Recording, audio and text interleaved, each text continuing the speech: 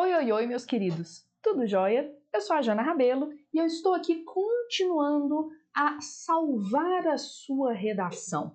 Nós estamos hoje a 14 dias do Enem e é por isso que eu vou fazer uma dica especial ainda sobre a competência número 1, a dica de número 14. Estamos numa contagem regressiva.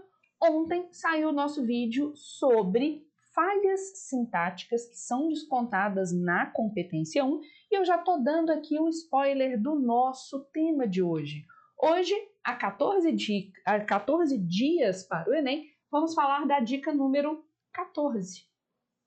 A gente vai conversar sobre os desvios que são descontados na competência 1. Então, vou rodar aquela vinhetinha só para ficar bonitinho e você já pode, durante o tempo da vinheta, curtir o canal, ativar as notificações e, se você quiser, até compartilhar com os amigos. Bora!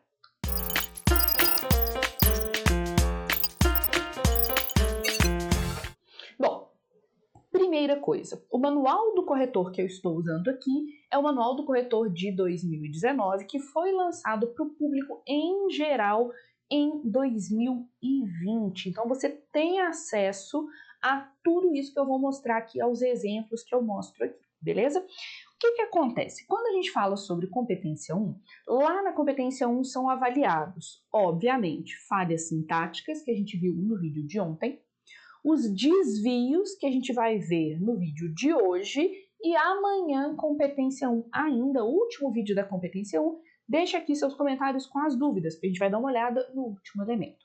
Sobre os chamados desvios, a gente encontra no manual do corretor o seguinte quadro, tá? Os desvios dizem respeito às convenções de escrita, por exemplo, acentuação e ortografia, desvios de cunho gramatical, da relação entre as palavras, de escolha de registro, que tem a ver com o nível de formalidade, e de escolha vocabular. Obviamente, não daria tempo de eu mostrar para vocês exemplos de todos esses desvios. Então, o que eu fiz? Eu separei os erros mais frequentes ou as inseguranças e as angústias mais frequentes. Além disso, vamos dar um salve para o Doutrinados por Jana Rabelo, que é meu grupo de WhatsApp, meu grupo de Telegram, são alunos queridíssimos que têm grupos nessas plataformas, e os alunos do Doutrinados por Jana Rabelo no WhatsApp me mandaram dúvidas sobre um dos aspectos em específico e eu vou responder essas dúvidas aqui. Entretanto, não estou puxando o saco só do Doutrinados. Se você tem uma dúvida sobre competência 1, 2, 3, 4, 5, deixa aqui nos comentários, porque eu estou gravando os vídeos aos pouquinhos, eu vou respondendo à medida que as dúvidas vão chegando. Mas vamos lá. Primeiro tipo de desvio comum que eu gostaria de mostrar para vocês não é a acentuação, não é a grande questão que vocês, em geral, erram. Eu gostaria de começar falando de um aspecto que pode parecer um aspecto meio bobo, mas muitos alunos têm dúvidas sobre quando usar maiúsculas e minúsculas. Então, quais são os erros mais comuns, né? Primeiro, você vai sempre usar maiúscula em períodos, início de períodos, nomes de pessoas, mas aí o bicho começa a pegar. Nome de país, de continente ou de área geográfica deve ser grafado com inicial maiúscula, que aqui eu estou falando do desvio, né? Então, escrever essas coisas com minúscula é o problema. E aí eu começo a chegar nas coisas que geram insegurança entre vocês. Nomes de eventos e acontecimentos históricos devem ser grafados com inicial maiúscula. Revolução Francesa, sei lá, crise de 1929, Contra-Reforma. Todos esses eventos históricos, acontecimentos históricos, têm que vir em maiúscula. Outros elementos que precisam vir com inicial maiúscula, tá, gente? Nomes de documentos, em especial Constituição e Constituição da República Federativa do Brasil. Estado, quando eu estiver falando de Estado na perspectiva de conjunto das instituições que controlam uma ação, estrutura estatal, letra maiúscula, tá? Além disso, além de documentos oficiais, eventos históricos e Estado, a gente também tem que usar maiúscula quando se refere aos três poderes: poder legislativo, poder judiciário, poder executivo. São os três com as iniciais maiúsculas. Jana, mas eu tenho outras dúvidas. Os meninos lá do Doutrinados me mandaram um quadrinho com alguém orientando o que deveria ser escrito com maiúscula e com minúscula. E eu discordo desse quadrinho. Então, doutrinados e demais alunos, momento treta, tá?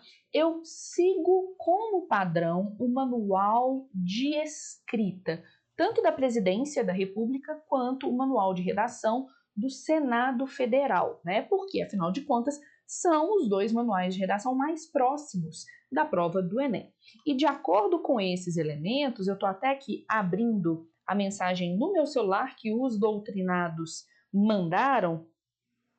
Lá, nesses manuais, o manual de redação da Presidência e o manual do Senado Federal, poder público, o poder público é com minúscula, em oposição a poder judiciário, poder executivo, poder legislativo, que são com maiúsculas. Governo, o governo deve minúscula. Mas se eu estou falando especificamente da esfera federal do governo, o governo federal, maiúscula, assim como consta nos documentos, né, oficiais. Estou abrindo aqui o quadrinho dos meninos. Então vamos lá, ó. Governo sozinho, minúscula. Governo federal, maiúscula, porque eu estou falando especificamente do nível federal do governo. Poder público, minúscula. Estado como organização política, maiúscula. E os poderes específicos, legislativo, judiciário e executivo, maiúsculas também. Isso não consta no manual do corretor, sendo muito sincera, mas eu estou seguindo o padrão do manual de redação, tanto da Presidência da República quanto do Senado Federal, que acho que são fontes confiáveis. Voltamos para os nossos desvios comuns. Eu tinha que conversar com vocês, ó, isso daqui é a minha colinha. Eu tinha que conversar com vocês sobre a grafia de palavras estrangeiras e nomes próprios. Então, por exemplo, você vai eventualmente escrever uma redação sobre, sei lá, bullying. E aí, em vez de escrever bullying da maneira que deveria escrever, né? Que deveria ser assim, ó, bullying. Você escreve errado, você escreve, sei lá, bullying.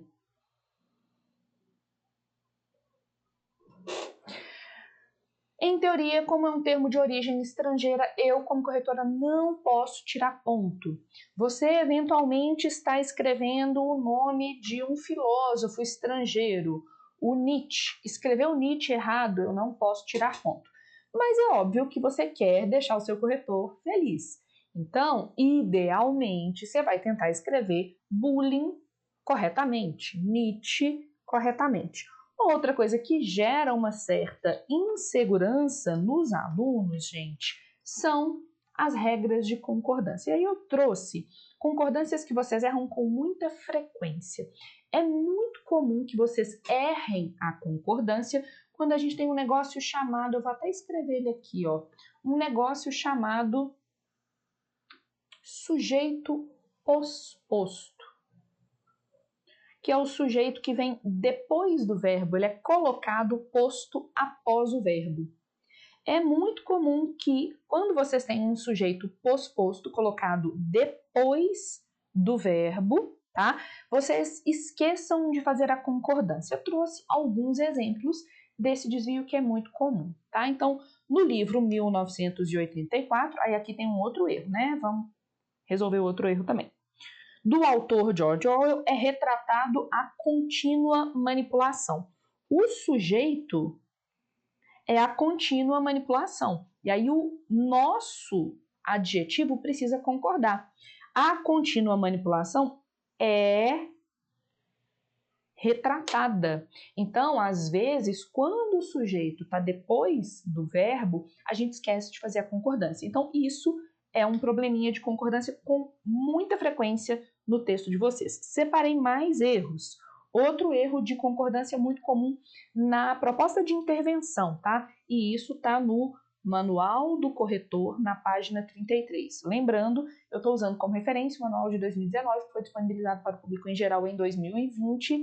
Não estou cometendo nenhum crime, estou lendo um documento que o governo deixou disponível por aí. Então, é necessário a participação. Ai, meu Deus, mas o que é necessário? A participação é o sujeito. Então, a participação é necessária. Tá? Então, aqui a participação é necessária porque tem que fazer essa concordância. Gosto e acho que vocês deveriam revisar a estrutura. É necessário, faz-se necessário, porque a gente com muita frequência usa isso lá na proposta de intervenção. Portanto, faz-se necessária a divulgação, porque a divulgação é feita necessária. Então, temos ali mais um problema de concordância. Seguindo adiante, eu queria mostrar um outro tipo de erro para vocês, tá? Eu queria mostrar, na verdade, alguns erros de vírgula, tá, gente? Temos alguns erros mais comuns de vírgula que vale a pena vocês estudarem, tá? Aqui, vírgula, que vocês usam inadequadamente, separando sujeito e predicado, separando o verbo do seu objeto, separando a conjunção subordinativa, normalmente uma locução, né, uma vez que, e a oração subordinada, e a locução conjuntiva e a oração subordinada. Não estranhe, eu já vou te explicar o que é isso. Então, primeiro caso de vírgula muito comum. Aqui é um exemplo de um aluno normal, né? Mas em grandes casos são notícias falsas, imagens e vídeos que foram alterados para que o usuário acredite em uma opinião formada de alguém que publicou a informação. Tendo em vista que, aí o tendo em vista que é uma expressão que subordina esses dados, né? A oração, esses dados não são deletados, a oração que vem em seguida. Então, tendo em vista que, não pode ser sucedido por vírgula. Se o tendo em vista que fizesse parte da oração anterior, ele poderia ser antecedido por vírgula, mas não sucedido. Então, aqui temos um desvio. Temos um segundo desvio aqui para mostrar. É importante ressaltar que as escolhas, as escolhas complementa, é importante ressaltar. Portanto, não poderia ter esta vírgula. Temos mais desvios de vírgula para mostrar para os senhores. Às vezes, você tem que colocar uma vírgula e não coloca, tá? E aqui no Manual do Corretor, na página 35, em 2019, tinha isso, né, destacado. A ausência de vírgula, por sua vez, deverá ser considerada desvio quando o participante não faz uso dela em isolamento de aposto, adjunto adverbial longo, ou seja, aquele adjunto adverbial que tem 3. Opa, não pode vir aqui não, porque a minha cara está aqui. 3 ou mais palavras, isso é longo para a nossa regra ortográfica. E orações intercaladas, também tem que usar vírgula obrigatoriamente para separar enumerações e separando nome e complemento e tal. Mas eu não quero que você só decore, né? Eu quero que você entenda esses erros. Vamos dar uma olhada em gente que cometeu esses erros. Nesse contexto, podemos concluir que a internet utilizada sem consciência sobre os riscos pode limitar sobre aquilo que somos, pensamos e gostamos. A mídia deveria vir aqui, ó, vírgula, com seu papel de trazer informações, vírgula, deve tratar. Por quê? Esse com seu papel de trazer informações é uma oração intercalada a partir do seu papel de trazer informações. Esse trecho intercalado deveria vir separadinho, bonitinho, por vírgulas. Temos uma outra vírgula aqui que deveria ter e vocês não colocam. Em pleno século XXI, estamos vivendo em uma era onde a tecnologia, sobretudo a internet, recebe um enorme privilégio. Entretanto, muitas vezes as informações a quais seguimos têm, na maioria das vezes, tá? Aqui nós temos um adjunto adverbial, é como se eu tivesse ali um majoritariamente, tá? Esse adjunto adverbial, ele está deslocado, porque ele está fora do lugar dele. Ele deveria vir aqui, ó. As informações a quais seguimos têm um algoritmo na maioria das vezes. Então, como esse adjunto adverbial está fora do lugar, ele é deslocado. E ele tem 3 ou mais palavras, ou seja, ele é longo.